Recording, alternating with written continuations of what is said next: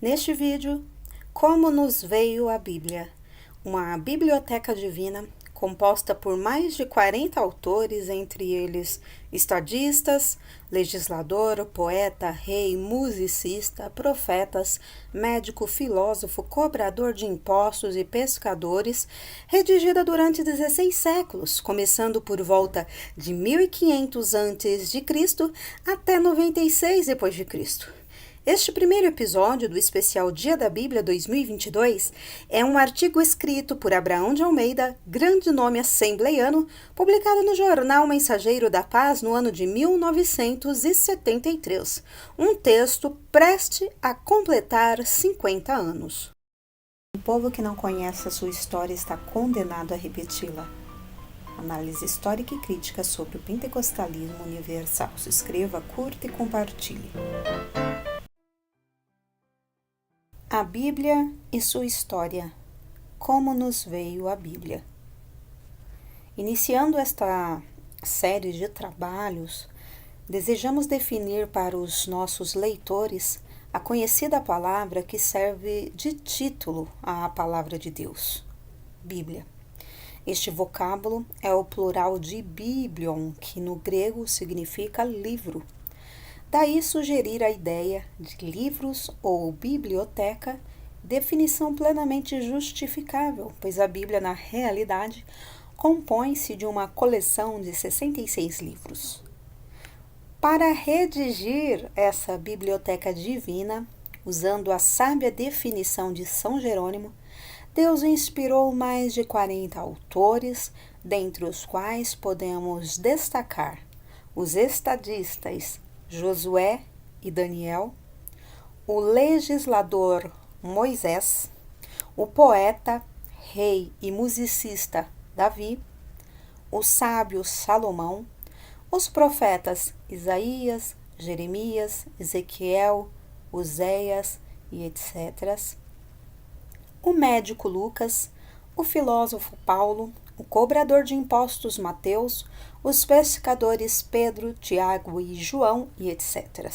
Esses homens e muitos outros gastaram 16 séculos na escrita da Bíblia, começando por volta de 1500 a.C. e terminando em 96 d.C., Anno Domini, segundo as melhores cronologias. Mas apesar das épocas, lugares e estilos diferentes em que os livros da Bíblia foram escritos, nenhum foge ao vínculo unificador de todos eles, que é a pessoa do Messias, o Salvador do mundo.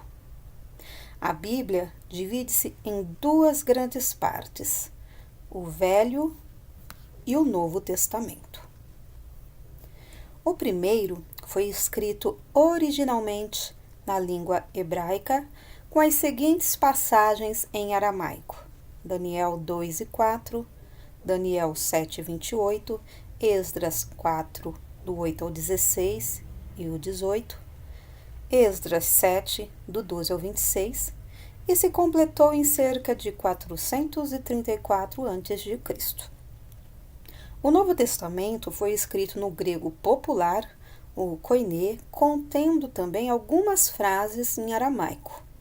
Teve o seu surgimento entre os anos 53 e 96 Anno Domini.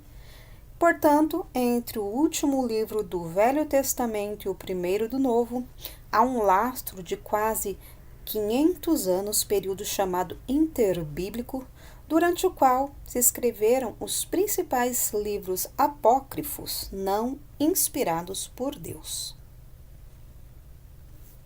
Segundo algumas autoridades bíblicas, foram os escribas Esdras e Neemias que agruparam os livros do Antigo Testamento por volta de 480 a.C., na grande reforma religiosa daquela época, pois até então os livros sagrados dos judeus permaneciam separados uns dos outros. É importante salientar que esses livros agrupados receberam o nome de texto massorético, a Massora Corpo de Tradições, o único conhecido pelos judeus como verdadeiro e digno de toda confiança. Então, nesse texto, ou nas cópias dele, baseiam-se as Bíblias modernas, principalmente as editadas pelas sociedades bíblicas evangélicas. Não havendo imprensa de qualquer espécie no período de sua escrita, da sua escritura, todos os livros sagrados foram redigidos à mão e divulgados por meio de cópias manuais. Os copiadores, chamados escribas, copistas ou massoretas, tinham tal respeito pelo texto sagrado e tão grande cuidado em não alterá-lo, que antes de iniciarem a copiação de qualquer parte da Bíblia, contavam o número de palavras e letras nela contidas. Então, dessa forma, esses homens sabiam o número exato de palavras e letras de todo o Velho Testamento, bem como de cada um dos seus 39 livros. Sabiam também quantas 1000 vezes ocorria cada letra. Os copistas não admitiam rasuras de espécie alguma. Se depois de pronto uma cópia fosse constatada nela algum erro, mesmo o mais simples, tal cópia era totalmente destruída.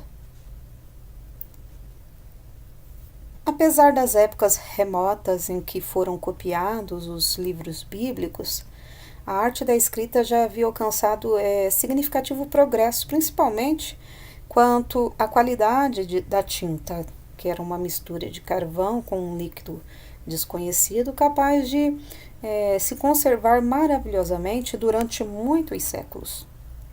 O tipo de caneta usada pelos escribas dependia do material onde se deveria escrever. Se esse material era o pergaminho, usava-se então uma cana cortada ou uma pena de ave.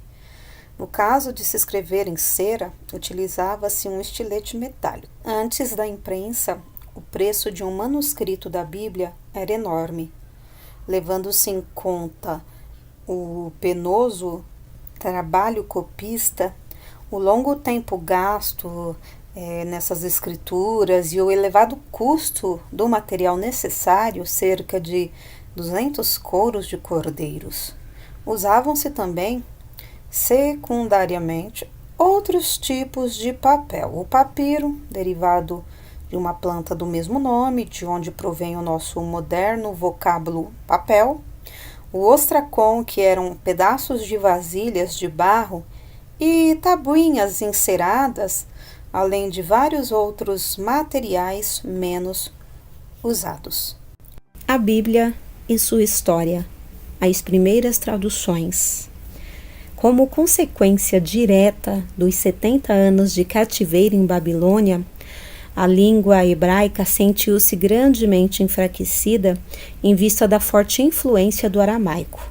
Todavia, fiéis à tradição de conservar seus oráculos em sua língua santa, os judeus não permitiam ainda que fossem esses livros sagrados vertidos para outro idioma. Alguns séculos mais tarde, porém, essa atitude exclusivista e ortodoxa teria de dar lugar a um senso mais prático e liberal. Com o estabelecimento do Império de Alexandre o Grande, a partir de 331 a.C., o grego popularizou-se ao ponto de se tornar imprescindível uma tradução da Sagrada Escritura nessa língua. Segundo o escritor Aréstias, a tradução grega foi feita por 72 sábios judeus, daí o nome Septuaginta, na cidade de Alexandria, a partir de 285 a.C., a pedido de Demétrio Falário, o bibliotecário do rei Ptolomeu Filadelfo. Então, terminada 39 anos mais tarde, essa versão assinalou o começo de uma grande obra que, além de preparar o mundo para o advento de Cristo, deveria tornar conhecida a palavra de Deus de todos os povos. Na igreja primitiva era essa versão conhecidíssima de todos os cristãos. Nem todos os livros do Velho Testamento, infelizmente, foram bem traduzidos na Septuaginta, razão pela qual Orígenes, por volta do ano de 228, Anno Domini, ele compôs a Hexapla, ou versão de 6 colunas, contendo a versão grega dos 70 e as 3 traduções gregas do Velho Testamento, efetuadas por Aquila do Ponto, Teodoto do Éfeso e pelo samaritano Símaco. Então, traduções estas realizadas, respectivamente, nos anos 130, 160 e 218, Anno Domini. Então, além dessas versões, constava nas 2 últimas colunas o texto hebraico e o mesmo texto em caracteres gregos. Então, esta grandiosa obra de Orígenes, constituída de 50 volumes, perdeu-se provavelmente no saque de Cesareia em 653, feito pelos sarracenos. No ano de 382 d.C., o Papa Dámaso encarregou São Jerônimo de traduzir da Septuaginta para o latim o livro de Salmos e o Novo Testamento, o que ele fez em 3 anos e meio. Anos mais tarde, um novo pontífice assumia a direção da Igreja de Roma e percebia, com inveja, a grande cultura e influência de Jerônimo. Então, este, perseguido e humilhado, se dirige a Belém, na Terra Santa, e ali estuda e trabalha durante 34 anos na tradução de toda a Bíblia para a língua latina. Jerônimo escreveu ainda 24 livros de comentários bíblicos, um conjunto de biografias de eremitas, 2 histórias da igreja primitiva e diversos tratados. Mais tarde, a Bíblia de Jerônimo ficou conhecida por Vulgata, em português, vulgar, sendo hoje usada pela Igreja Romana como a autêntica versão das Escrituras Sagradas em latim, apesar de muitos eruditos a acharem muito pobre e até com falhas graves. Em português, a mais conhecida versão da Vulgata foi feita pelo padre Matos Soares, que além de notas explicativas, adicionou-lhe os 8 livros apócrifos, incluindo o acréscimo a Daniel, canonizados pelo catolicismo no Concílio Tridentino de 1546. A partir do 4º século depois de Cristo, os livros cristãos passaram a ser escritos em códex, palavra derivada de caudex, que era uma tabuinha coberta de cera na qual se escrevia com um estilete metálico, estilos. Reunidos por um cordão que passava por orifícios feitos no alto dos exemplares, à esquerda, os códices ficavam em forma de livro, portanto, bem mais práticos de serem manuseados que os antigos rolos. Os mais importantes códices bíblicos são Sinaíticos, produzido em cerca do ano 325, contém todo o Velho e o Novo Testamento gregos, além das epístolas de Barnabé e uma parte do pastor de Hermas. Foi encontrado pelo sábio alemão Constantino Tischendorf em 1844, no mosteiro de Santa Catarina, situado na encosta do Sinai. Tischendorf viu 129 páginas desse manuscrito numa cesta de papel para serem lançados ao fogo. Percebendo seu valor, levou-as consigo para a Europa. Em 1859, voltou ele ao mosteiro e encontrou as páginas restantes. Doada pelo seu descobridor, a Alexandre II da Rússia, essa preciosidade foi posteriormente comprada pela Inglaterra pela vultosa quantia de 100.000 libras esterlinas. Está no Museu Britânico desde 1933. alexandrino. De meados do quarto século, contém o Velho Testamento grego e quase todo o Novo, com omissões de 24 capítulos de Mateus, cerca de 4 de João e 8 de 2 Coríntios. Contém ainda a primeira epístola de Clemente de Roma e parte da segunda. Está lá no Museu Britânico. Outros famosos códices bíblicos são o Vaticano, do quarto século, e contém o Velho e o Novo Testamento com omissões. Está na Biblioteca do Vaticano. O Efraeme, produzido por volta do ano 450, acha-se na Biblioteca Nacional de Paris. O Basa, encontrado por Teodoro Basa no mosteiro de Santo Irineu, na França, no ano de 1581, está vinculado ao século V Anno Domini e encontra-se atualmente na Biblioteca de Cambridge, Inglaterra. Códice Washington, produzido no século IV ou V, acha-se no Museu Freer, na cidade de Washington. Vários outros códices de menor importância encontram-se expostos em museus e bibliotecas de várias partes do mundo.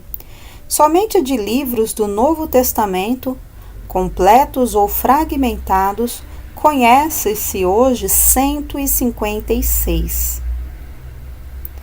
Em se tratando de manuscrito em rolos, o mais antigo deles e o mais importante de todos foi encontrado casualmente por um beduíno numa bem dissimulada gruta nas proximidades de Jericó em 1947. Examinado pelo professor Sukenik da Universidade Hebraica de Jerusalém, o manuscrito revelou-se pertencer ao terceiro século antes de Cristo. Então contém o livro completo de Isaías e comentários de Abacuque, além de outras obras. A Bíblia e sua história. Traduções renascentistas, Abraão Pereira de Almeida. Na segunda metade do século XIV, um valoroso inglês é levantado por Deus para uma grande obra. Seu nome, Dr. John Clifford. Seu trabalho, reunir as palavras-chave dos 200 dialetos que se falavam em sua pátria, fazendo deles uma língua, e em seguida traduzir para essa língua as escrituras sagradas. Embora duramente perseguido pela Igreja Oficial, Wycliffe conseguiu traduzir da Vulgata Latina quase toda a Bíblia. Ao morrer em 1384, sua monumental obra foi continuada pelo Dr. John Purvey e terminada em 1388. As cópias dessa Bíblia foram objeto de grandes queimas públicas no ano de 1410 e 1413. Contudo, 170 de seus manuscritos ainda existem hoje, atestando a ineficiência de qualquer perseguição ao livro de Deus. Na Alemanha, entre os anos 1520 e 1522, o reformador Martinho Lutero traduz o Novo Testamento do grego para o alemão popular, iniciando em seguida a tradução de todo o Velho Testamento diretamente do hebraico, terminando-a 11 anos mais tarde, em 1534. Essa Bíblia de Lutero teve uma aceitação impressionante, pois apesar de ser inicialmente vendida a $300 o exemplar, aproximadamente 2.000 cruzeiros no câmbio de 1973, os editores que se apressaram a publicar novas edições.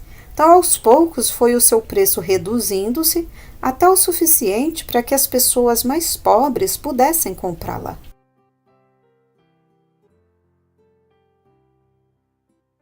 Outro grande homem de Deus foi William Tyndale, o inglês que resolveu fazer por seus patrícios o que Lutero, seu contemporâneo, havia feito pelos alemães. Em 1524, Tyndale deixa a Inglaterra e chega à Alemanha a fim de traduzir a palavra de Deus para a sua língua, uma vez que em sua terra isso seria impossível. Ao cabo de um exaustivo ano de trabalho, Tyndale estava pronto para publicar seu Novo Testamento em inglês, baseado nos dialetos que Wycliffe reunira. Em 1526, cerca de 6.000 cópias da poderosa Palavra de Deus foram distribuídas secretamente em toda a Inglaterra. O bispo Tunstall e o cardeal Wolsey, ao tomarem conhecimento dos fatos, respiraram ameaças e lançaram-se ao contra-ataque, movendo contra a palavra de Deus uma intensa e severa perseguição. Organizaram em Londres um grande espetáculo público no lugar denominado Cruz de Paulo e ali empilharam 150 cestos cheios de Novos Testamentos, obrigando em seguida os hereges a atearem fogo. Foi a queima tão grande que o feitiço virou contra o feiticeiro. O povo curioso estava agora disposto a pagar qualquer preço para conhecer o livro proibido, e os gananciosos comerciantes viram nesse arriscado negócio a possibilidade de se enriquecerem rapidamente. Assim, as impressoras alemãs tiraram novas edições do Novo Testamento, que passou a entrar a carradas na Inglaterra por contrabando. Decepcionados e ainda mais furiosos, Tunstall e Wolsey prenderam dezenas de pessoas e queimaram vivos todos os condenados à morte e enviaram agentes secretos à Alemanha para prenderem Tyndale e o levarem vivo à Inglaterra. Este, percebendo o perigo que corria, refugiou-se em casa de Filipe, o magnânimo amigo da Reforma, e ali começou a estudar o hebraico e a traduzir o Velho Testamento para o inglês. Infelizmente, só conseguiu traduzir até Crônicas, pois uma terrível perseguição aos protestantes varria a Europa naquela época. Tyndale foi preso e 14 meses mais tarde, no dia 6 de outubro de 1536, estrangulado publicamente. Em seguida, queimaram o seu corpo. Entretanto, durante o tempo em que esse valoroso homem de Deus esteve preso, houve na Inglaterra uma grande revolução eclesiástica. Tunstall foi executado na Torre de Londres como traidor e uma versão da Bíblia em inglês feita por Miles Coverdale foi distribuída gratuitamente ao povo. A Bíblia, enfim, vencia mais uma batalha. Henrique III, ao abolir a autoridade papal da Igreja Católica da Inglaterra e tornar-se seu chefe nacional, acabou promovendo uma reforma religiosa em seu país. Porém, tal reforma não agradou a todos, mesmo porque a nova religião ainda continuava com muitas práticas romanistas. Os que se conformaram com a situação religiosa vieram a se chamar anglicanos. Os que queriam uma reforma mais profunda, nos moldes da luterana, foram chamados de puritanos.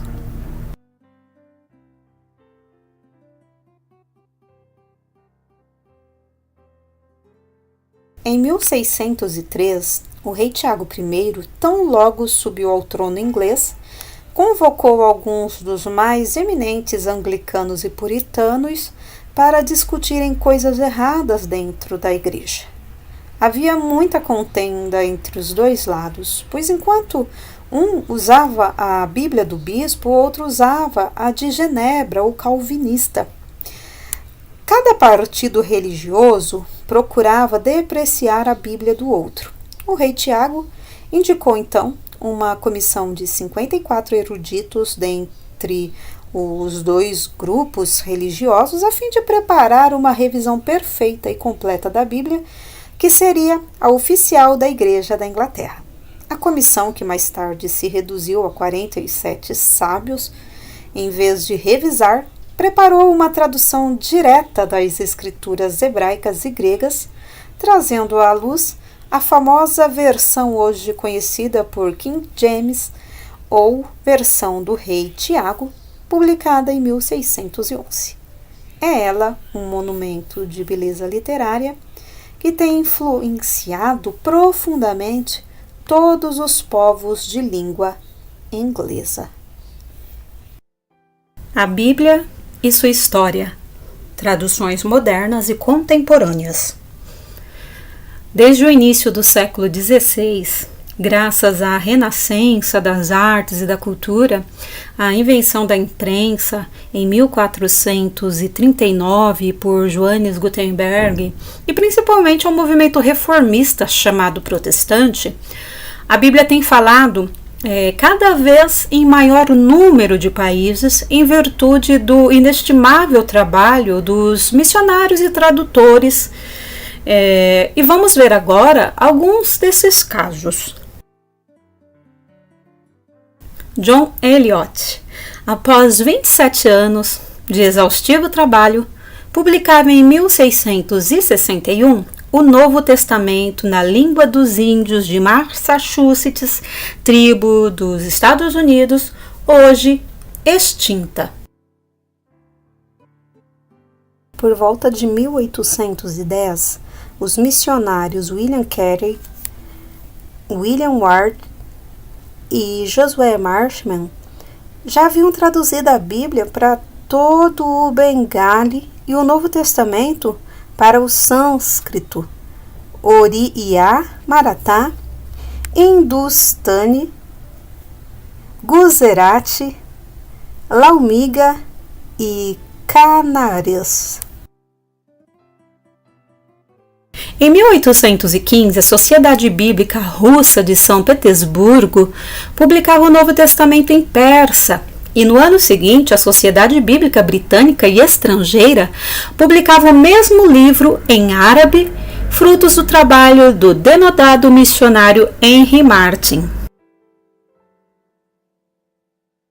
O missionário Robert Morrison, em 1819, publicava a Bíblia completa na língua Wenli puro, linguagem literária da China antiga. Nessa monumental obra, Morrison foi ajudado pelo missionário William Milne, o qual lhe traduzira 10 livros do Velho Testamento. Por volta de 1830, Carl Friedrich já havia traduzido os livros de Gênesis e Mateus para o japonês e o Novo Testamento completo para a língua siamesa. Samuel Isaac Joseph Shereshelsky, em 1873, terminava a tradução da Bíblia completa para o mandarim, uma língua falada pelos mandarins da China. Na tradução do Novo Testamento, Shereshelsky ele contou com a ajuda de 7 missionários.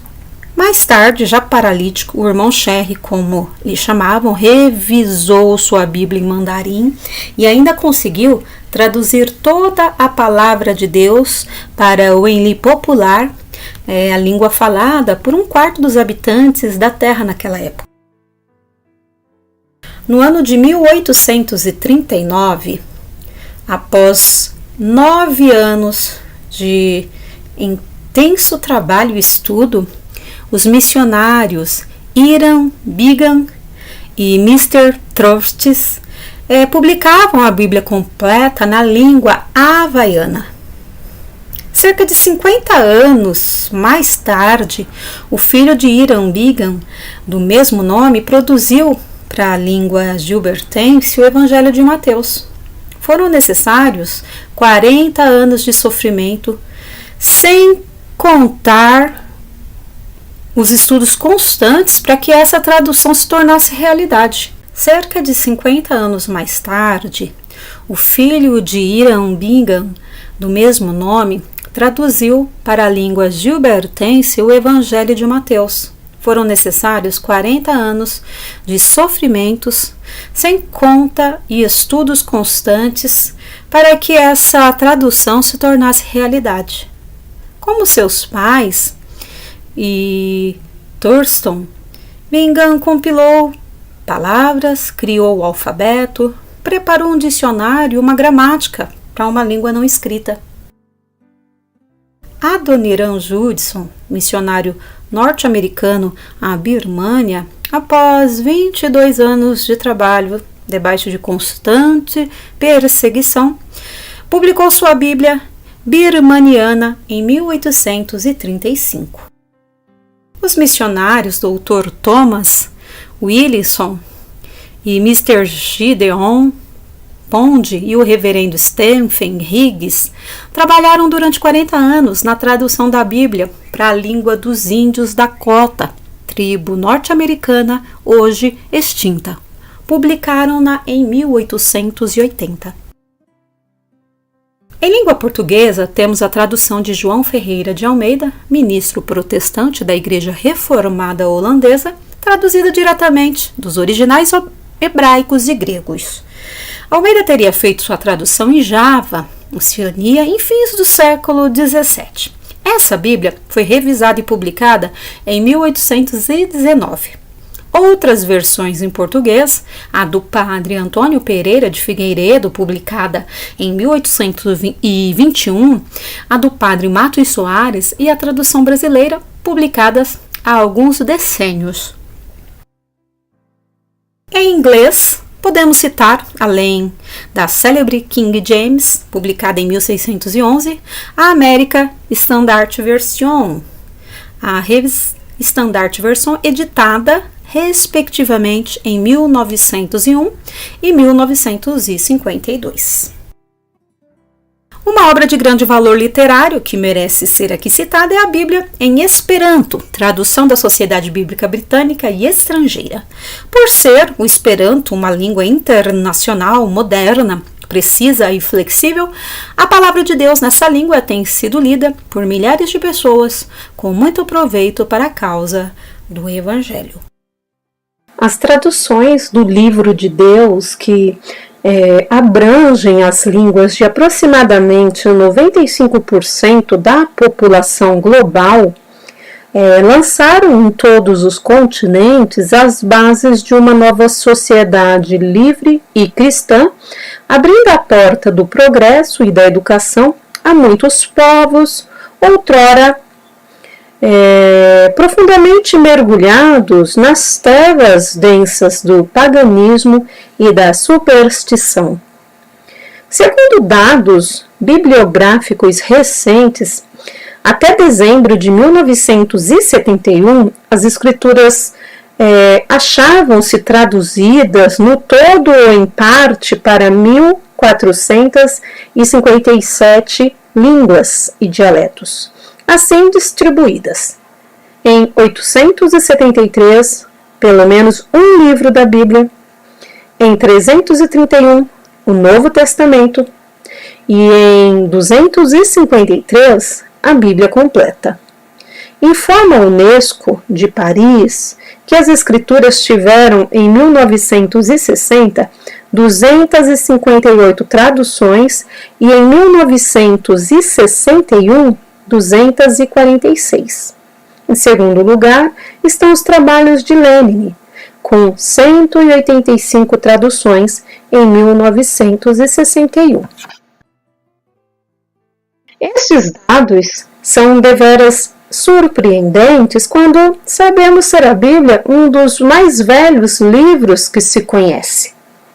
Exemplificando, Moisés escreveu o Pentateuco, os primeiros 5 livros da Bíblia, cerca de 700 anos antes de Homero escrever a Ilíada e a Odisseia.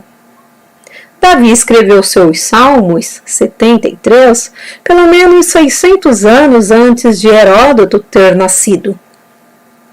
Tales de Mileto, quando começou a ensinar matemática, astronomia e filosofia há mais de 300 anos antes o sábio Salomão, havia escrito Provérbios, Eclesiastes e Cânticos dos Cânticos. Então, apesar de sua notória antiguidade, continua a Bíblia sendo o livro mais atualizado do mundo. Sua moral, suas regras de higiene, suas afirmações científicas e suas fiéis promessas, tudo isso atesta hoje sua indiscutível procedência divina.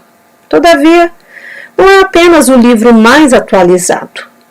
Ela é também o mais desejado. Aproximadamente 200 milhões de escrituras sagradas foram distribuídas em 1972 em todos os países do mundo e cada sociedade bíblica está hoje empenhada em aumentar essa tiragem a fim de atender à grande procura e à premente necessidade dos povos.